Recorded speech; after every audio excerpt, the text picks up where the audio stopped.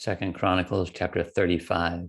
Now Josiah kept the Passover to the Lord in Jerusalem, and they slaughtered the Passover lambs on the 14th day of the first month. And he set the priests in their duties and encouraged them for the service of the house of the Lord. Then he said to the Levites, who taught all Israel, who are holy to the Lord, put the holy ark in the house which Solomon, the son of David, king of Israel, built. It shall no longer be a burden on your shoulders. Now serve the Lord your God and his people Israel. Prepare yourselves according to your fathers' houses, according to your divisions, following the written instruction of David, king of Israel, and the written instruction of Solomon, his son, and stand in the holy place, according to the divisions of the fathers' houses of your brethren, the lay people, and according to the division of the fathers' houses of the Levites. So slaughter the Passover offerings, consecrate yourselves, and prepare them for your brethren, that they may do according to the word of the Lord by the hand of Moses.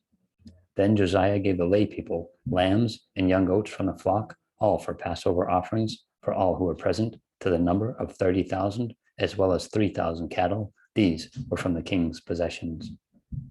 And his leaders gave willingly to the people, to the priests, and to the Levites. Hilkiah, Zechariah, and Jehiel, rulers of the house of God, gave to the priests for Passover offerings 2,600 from the flock and 300 cattle. Also, Conaniah, his brothers Shemaiah and Nathanael and Hashabiah and Jael and Jozabad, chief of the Levites, gave to the Levites for Passover offerings 5,000 from the flock and 500 cattle.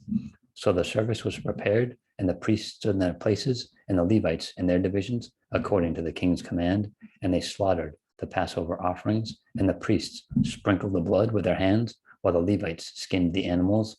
Then they removed the burnt offerings, that they might give them to the divisions of the fathers' houses of the lay people to offer to the Lord, as it is written in the book of Moses. And so they did with the cattle. Also, they roasted the Passover offerings with fire, according to the ordinance. But the other holy offerings they boiled in pots, in cauldrons, and in pans, and divided them quickly among all the lay people. Then afterward, they prepared portions for themselves and for the priests, because the priests, the sons of Aaron, were busy in offering burnt offerings and fat until night. Therefore the Levites prepared portions for themselves and for the priests, the sons of Aaron. And the singers, the sons of Asaph, were in their places, according to the command of David, Asaph, Heman, and Jeduthun, the king's seer. Also the gatekeepers were at each gate. They did not have to leave their position, because their brethren the Levites prepared portions for them. So all the service of the Lord was prepared the same day to keep the Passover and to offer burnt offerings on the altar of the Lord, according to the command of King Josiah. And the children of Israel who were present kept the Passover at that time and the Feast of Unleavened Bread for 7 days. There had been no Passover kept in Israel like this since the days of Samuel the prophet, and none of the kings of Israel had kept such a Passover as Josiah kept, with the priests and the Levites, all Judah and Israel who were present, and the inhabitants of Jerusalem. In the 18th year of the reign of Josiah, this Passover was kept. After all this, when Josiah had prepared the temple, Necho, king of Egypt, came up to fight against Carchemish by the river Euphrates, and Josiah went out against him. But he sent messengers to him, saying, "What have I to do with you, king of Judah? I have not come against you this day, but against the house of which I have war. For God commanded me to make haste, refrain from meddling with God, who is with me, lest he destroy you." Nevertheless, Josiah would not turn his face from him, but disguised himself so that he might fight with him, and did not heed the words of Necho from the mouth of God. So he came to fight in the valley of Megiddo.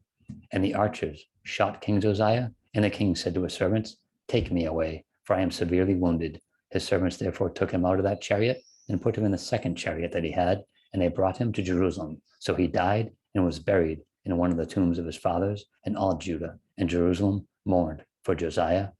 Jeremiah also lamented for Josiah, and to this day all the singing men and singing women speak of Josiah in their lamentations. They made it a custom in Israel, and indeed they are written in the laments. Now the rest of the acts of Josiah and his goodness, according to what was written in the law of the Lord, and his deeds from first to last, indeed they are written in the book of the kings of Israel and Judah.